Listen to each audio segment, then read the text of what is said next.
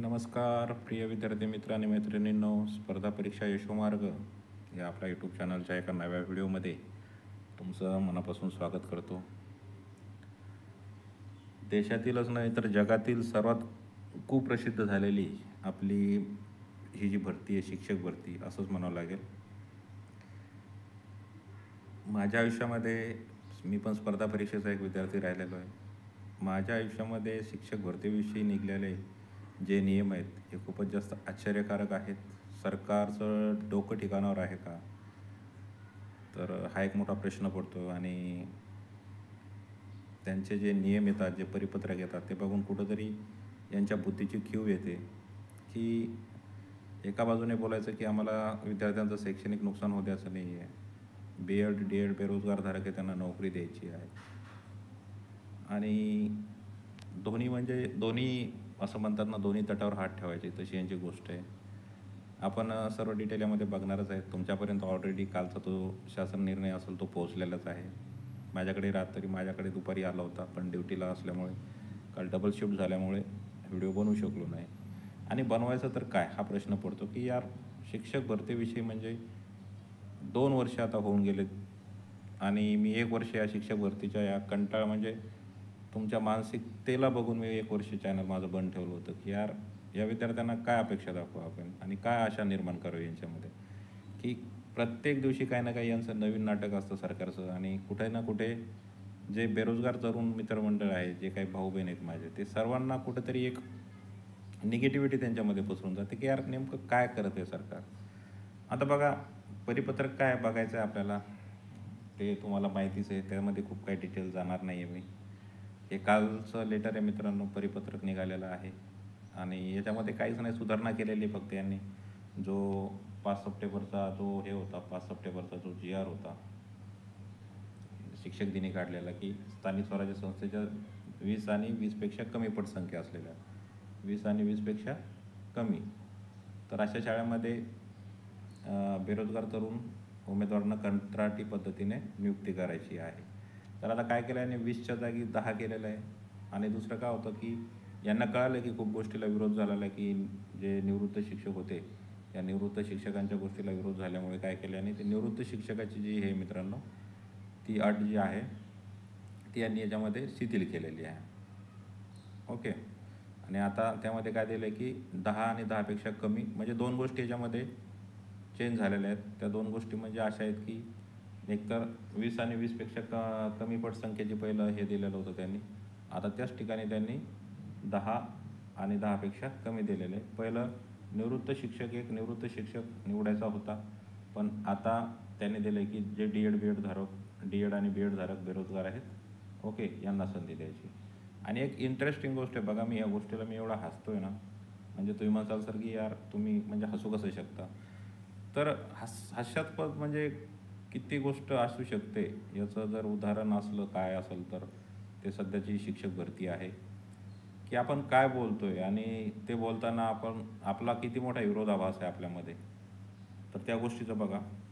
आता ही आपली प्रस्तावना वाचायची बघा, याच्यामध्ये खूप विरोधाभास आहे की राज्यात 10 व 10पेक्षा कमी पटसंख्या असलेल्या शाळांमध्ये नियुक्त करायच्या 2 शिक्षकापैकी 1 शिक्षक हा सेवानिवृत्त शिक्षक नियुक्त करायची तरतूद करण्यात आली आहे. यानुसार कमी पटसंख्या असलेल्या सर्व शाळांना सेवानिवृत्त शिक्षक उपलब्ध होतील असं नाही. तसेच राज्यात DEd व BEd अर्थधारक पात्र बेरोजगार उमेदवारांची संख्या मोठ्या प्रमाणात असताना सेवानिवृत्त शिक्षकांची नियुक्ती करणे उचित होणार नाही. यास्तव अशा ठिकाणी संधी दिल्यास शिक्षकांचे पद रिक्त न राहता विद्यार्थ्यांचे शैक्षणिक नुकसान होणार नाही. तसेच BEd व DEd धारक उमेदवार आहे यांना काम करण्याची संधी प्राप्त होईल. यास्तव 10पेक्षा कमी पटसंख्या असलेल्या शाळांमध्ये DEd BEd धारक उमेदवारांना नियुक्ती देण्याची बाब शासनाच्या विचाराधीन होती. बघा किती हास्यास्पद गोष्ट आहे की DEd BEd जे बेरोजगार आहेत यांना नियुक्ती देण्याची शासनाच्या विचाराधीन ही बाब होती. अरे हरामखोरांनो, तुमच्या जर विचाराधीन ही जी बाब होती, तर मग तुम्ही पहिल्यांदा 20 आणि 20पेक्षा पटसंख्या का केली होती? त्याच्यानंतर मग तुम्हाला असा काय चमत्कार झाला 15 दिवसामध्ये की तुम्हाला वाटलं 10 आणि त्यापेक्षा कमी पटसंख्या करायची? 20 तारखेला जेव्हा परिपत्रक काढलं तेव्हा का तुम्ही निवृत्त शिक्षकासाठी 8 तास धरला होता? का मग याला विरोध झाल्यानंतर तुम्ही आता म्हणता की बेरोजगार तरुणांना नोकरी देण्याची आमच्या विचाराधीन गोष्ट होती. तुमच्या जर एवढी विचाराधीन गोष्ट आहे, तर 2 वर्षापासून हे बेरोजगार तरुण जे मानसिक तणावामध्ये आहेत, कोणती भरती प्रक्रिया नाही आहे, मानसिक तणावामध्ये हे जीवन जगत आहेत, यांच्याकडे डिग्री आहे, यांच्याकडे टेट पास आहे, यांच्याकडे टेटचा स्कोर आहे, यांना तुम्ही बेरोजगार करत आहे. आणि तुम्ही असे व्यक्ती घेत आहे की ज्यांना म्हणजे त्यांनी टेटही दिलेली नाही, टी पास नाही आहे, टेट नाही, अशा बेरोजगार तरुणांना तुम्ही संधी देत आहे. मी कोणत्याही बेरोजगार तरुणांच्या विरोधात नाही आहे, पण जे हक्काचे आहेत, तुमच्या विचाराधीन कोणती गोष्ट पाहिजे की शालेय विद्यार्थ्याचं शैक्षणिक नुकसान होऊ नये, पण त्याचबरोबर त्या ठिकाणी क्वालिटीचा एखादा टीचर जो टी पास आहे, जो टेट पास आहे, जो दोन्ही पेपर पास होऊन, जो CTET पास होऊन किंवा ज्याच्यामध्ये क्वालिटी आहे, अशा याला तुम्ही 2 वर्षापासून नियुक्ती देऊ नाही राहिले. कंत्राटीचा GR तुम्ही एवढ्या फास्ट काढता की पहिले तुम्ही 2022ला सांगितलं की आम्ही कॅन्सल केला. 5 सप्टेंबरला शिक्षक दिनी तो काढला. आता परत 23 म्हणजे 18 दिवसामध्ये तुम्ही त्यामध्ये चेंज केला आहे. म्हणजे जर तुमच्या कंत्राटी शिक्षक भरतीविषयी एवढ्या फास्ट प्रोसेस तुमच्या होतात, आदेश निर्गमितसुद्धा होतो, दुसरा आदेश बदलल्यासुद्धा जातो. जवळपास 36 पैकी जवळपास 17-18 जिल्ह्यामध्ये कंत्राटी भरतीची ॲडसुद्धा निघाली, फॉर्म क्लोजसुद्धा झालेले आहेत. काही ठिकाणी ते मुख्यमंत्री युवा कोणती योजना आणलेली त्यामध्ये त्यांचं सिलेक्शन पण काहीच झालेलं आहे झेडपीला. मग तुम्ही काय गोष्टी करत आहात? कुठं तुम्ही म्हणजे म्हणजे लोक आम्ही मूर्ख आहेत का? का जे DED धारक जे माझे भाऊ-बहीण आहेत किंवा मित्र-मैत्रीण आहेत, ते म्हणजे मूर्ख समजता का तुम्ही आम्हाला?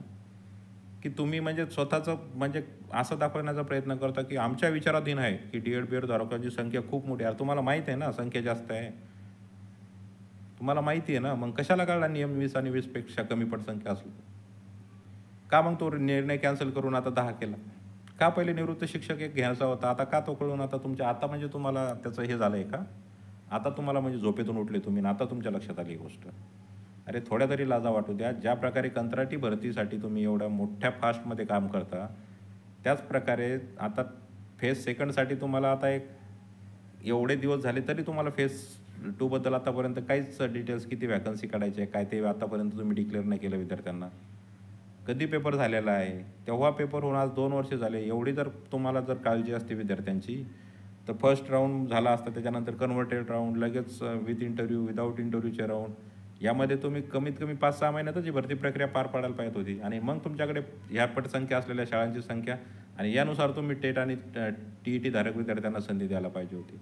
तुम्ही स्थानिक उमेदवारांना का संधी देता? स्थानिक हे बघा मित्रांनो, मी हे म्हणत नाही, तुम्ही हे बघा. आता सरकारचं काय आहे धोरण, तुम्ही एक गोष्ट लक्षात ठेवा. आपल्यामध्ये फूट पडणार आहे, 100% पडणार आहे. मी हे सांगणारा माणूस नाही आहे की तुम्ही त्या ठिकाणी जाऊ नका. कारण की मी असं जर म्हटलं तर मला माहिती आहे 100पैकी 50चे वाले म्हणतील तुला काय करायचं, तुला नोकरी आहे, आम्हाला आमच्या पोटाचं पाहावं लागेल. 50 जणं नाही जाणार, पण 50 जणं तिथे जाणारे आहेत मित्रांनो. आज संस्थेवर पैसे का चालतात? आज तुम्ही म्हणता भरपूर काहीच्या कॉल रेकॉर्डिंग तुम्ही ऐकले असेल की संस्थेवर पैसा नाही. ज्या ठिकाणी उमेदवार लागलेले आहेत तिथल्या 99% ठिकाणी सांगतो मित्रांनो, तिथं पैसाच चाललेला आहे. इंटरव्ह्यूला भलेही तुम्हाला पैसा विचारला नाही, कारण की अंदरून त्यांनी प्रत्येकाकडून ज्यांचं सिलेक्शन झालेलं आहे ना त्यांच्याकडे सेटिंग लावलेली आहे. माझ्या स्वतःच्या रिलेटिव्ह माझ्या नातेवाईकामध्ये 2 मुलांचं सिलेक्शन झालेलं आहे. त्यांनी इंटरव्ह्यू घ्यायच्या अगोदर सेटिंग लावून आले होते. ते इंटरव्ह्यूमध्ये कशाला तुम्हाला पैसे विचारतील? त्यांनी अमाऊंट सांगितली, यांनी एवढीच आली, झालं फिक्स झालं, विषय संपला. कोणी म्हणतात आम्हाला इंटरव्ह्यूला पैसे, अरे संस्थेवर 99% पैसा चाललेला आहे. कारण की पैसा का चालतो? आपल्यातलेच देणारे आहेत. मग आपण त्या पैसा देणाऱ्याला शिवाय देणार आहे का? त्यांना शिवाय देऊन काय फायदा आहे? धोरण कोणाचं आहे? धोरण सरकारचं आहे. आज तुम्ही म्हणता बेरोजगार तरुण आणि यांना प्रत्येक जिल्हा परिषदनुसार जागा निघत आहेत. तिथं तरुण अर्ज देत आहेत. 15,000मध्ये त्यांची काम करण्याची मानसिकता आहे. 15,000मध्ये ते करू राहिलेत. आपण त्यांना म्हणू शकत नाही तुम्ही जाऊ नका म्हणून. आता काही जण सांगतील की जाऊ नका. मी पण म्हणू शकतो की यांनी ॲड काढल्यानंतर कोणीच त्या ठिकाणी जाऊ नका. मग सरकारला उमेदवारच भेटणार नाही. असं होणारच नाही मित्रांनो. अपवाद प्रत्येक गोष्टीला असतो. 100पैकी 99 जरी नाही गेले तरी एक जाणारा असतो. एक उमेदवार त्यांना भेटला, त्यांनी तिथे त्याचं सिलेक्शन करणार. आज कंत्राटी पद भरतीला झेडपीला तुम्ही, माझ्याकडे व्हिडिओ येतो परभणीचा, अजून मी डिलीट नाही केलेला. जवळपास मला वाटतं काय 6 का 7 जागा होत्या. जवळपास 10 ते 20,000 कॅन्डिडेट आलेले होते मित्रांनो त्या ठिकाणी.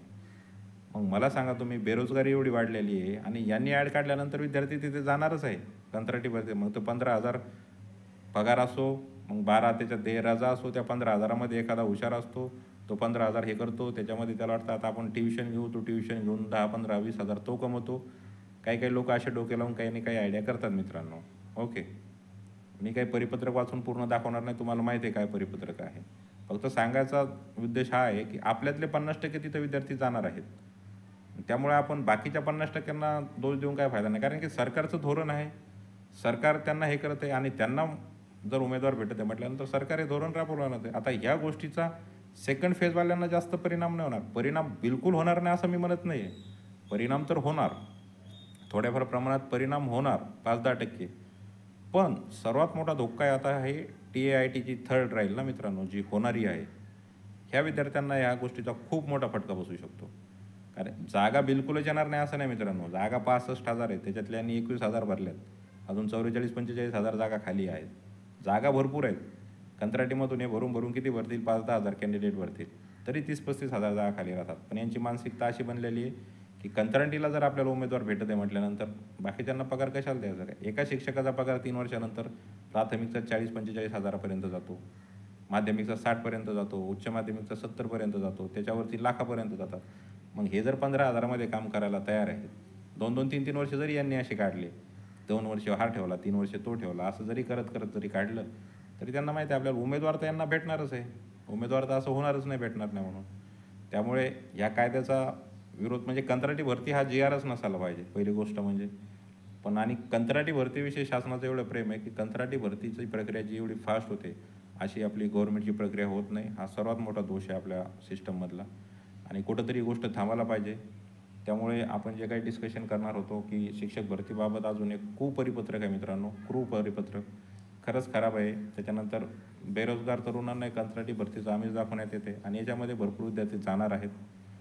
कंत्राटीची एवढी घाई आहे तर फेज 2ची का नाही, हा प्रश्न शासनाने विचार करायला पाहिजे. आणि दुसरी गोष्ट टेट 3वाल्यांनाही धोक्याची घंटा आहे की टेट 3मध्ये जागा खूप कमी येऊ शकतात. कारण कंत्राटी भरतीमध्ये जर यांना चांगला रिस्पॉन्स भेटला, परत यांचा काय निर्णय येईल काय सांगता येत नाही. कारण की एकदा इलेक्शन झाल्यानंतर तुम्ही विचारच करू शकत नाही काय निर्णय येतील आणि काय नाही. तर कारण की यांचं फक्त आता एक इलेक्शन आहे, त्यामुळे कुठेतरी एक कात्रीमध्ये सापडलेले आहे. एकदा त्याच्यातून हे निसटले तर हे मला नाही वाटत कोणाचं ऐकतील म्हणून. आणि आता मी परत सांगतो, मी म्हणणार नाही कोणाला जाऊ नका, कारण की ज्यांना जायची इच्छा आहे त्यांना कोणी थांबू शकणार नाही आहे आणि ते जाणारच आहेत.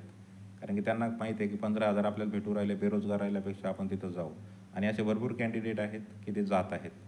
त्यामुळे समोरच्या भरती प्रक्रियेचं काय होईल, आता कुठेही निगेटिव्हिटी नाही मित्रांनो. निगेटिव्हिटी म्हणजे सरकारच असे नियम काढत आहे की ज्यामुळे माणसाच्या मनामध्ये शंका उपस्थित होतात की असं का करते सरकार. तर या प्रश्नाचं उत्तर तर तेच जाणू. आणि परत एकदा की हा GR जो आहे हा कॅन्सल होण्यातच जास्त मोठे फायदे की पटसंख्या नकोच, 5 नको, 10 नको, 20 नको, 50 नको. पटसंख्येचा हा विशेष ठेवू नका. तुम्ही विद्यार्थ्यांचं तुम्हाला नुकसान होऊ द्यायचं नाही, तिथं तुम्ही सरकारी कर्मचारीच द्या. कारण की तो 15 वर्ष तसाही शिक्षण सेवक म्हणून राहणार आहे. 3 वर्ष तो शिक्षण सेवक म्हणूनच राहू राहिला.